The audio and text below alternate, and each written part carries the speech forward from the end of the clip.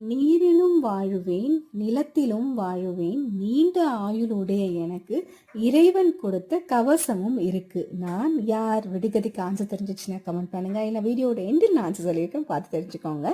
இன்னைக்கு morning breakfast என்ன பார்த்தீங்கன்னா, பொங்கலும் கூட வந்து கொஞ்சம் வெஜிடபிள்ஸ்லாம் போட்டு சாம்பார் தான் வச்சுருந்தேன். மத்தியானத்துக்கு வந்து பட்டாணி போட்டு தேங்காய் பால் சாதம் மாதிரி பண்ணிவிட்டு குக்கும்பர் வெங்காயம் எல்லாம் போட்டு அந்த ரைத்தா மாதிரி பண்ணியாச்சு.